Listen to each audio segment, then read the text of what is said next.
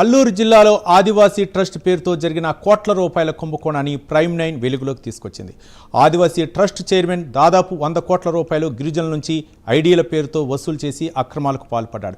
ఈ వ్యవహారంపై ప్రైమ్9 వరుస కథనాలు ప్రసారం చేసింది. దీంతో ప్రభుత్వం కదిలింది. కలెక్టర్ స్పందించి ఆదివాసీ ట్రస్ట్ అవకతవకలపై విచారణకు ఒక కమిటీని నియమించారు. జిల్లా కోఆపరేటివ్ ఆఫీసర్ కృష్ణరాజును విచారణ అధికారిగా నియమించారు.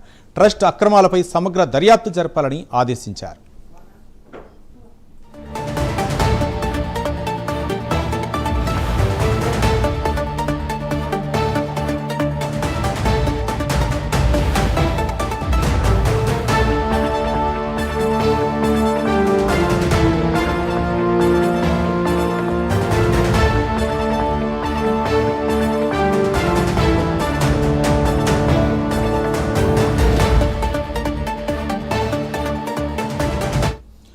ఆదివాసీ ట్రస్ట్ అక్రమాలపై మరింత సమాచారం మా కరెస్పాండెంట్ వాసు మరింత సమాచారం అందిస్తారు. వాసు.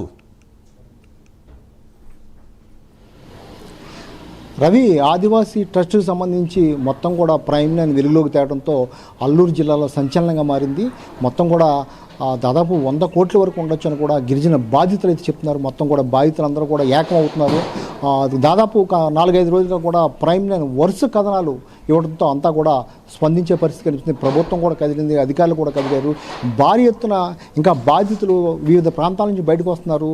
ఒక్క పాడేరు, లేకపోతే ఉక్కుంపేట, అరకు కాకుండా చింతపల్లి, జీకే వీధి, ఇలా అల్లూరు జిల్లాలో ఉన్నటువంటి చాలామంది కూడా ఐడీల పేరుతో పడాలు చైర్మన్, ఆదివాసీ ట్రస్ట్ చైర్మన్ పడాలు దాదాపు ఐడీల పేరుతో 12,500 చొప్పున కట్టించుకోవడం, దాదాపు 2,30,000 మంది మొత్తం కూడా సభ్యులుగా చేరటం, మొత్తం ఈ డబ్బంతా కూడా ఎక్కడికి వెళ్ళిపోయింది తెలియట్లేదు.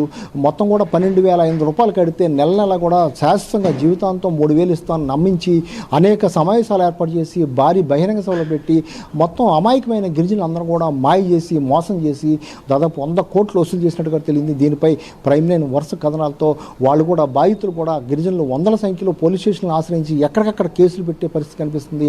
దీంతో అక్కడ జిల్లా కలెక్టర్ మొత్తం దినేష్ కుమార్ అయితే స్పందించారు. ఒక కమిటీని కూడా వేశారు.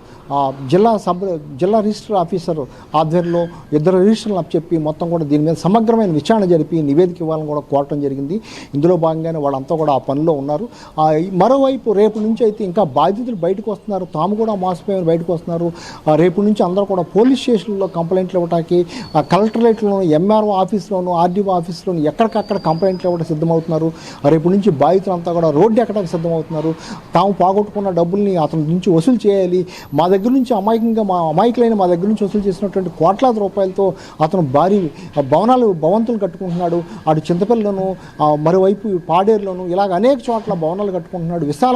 విశాలవంతమైన జీవితం అనుభవిస్తున్నారు. అనేక వాహనాలు కొనుక్కుంటున్నాడు, కాన్వాయ్ నడుపుతున్నాడు. ఇవన్నీ కూడా మొత్తం కూడా ఫిర్యాదు చేయడం జరిగింది.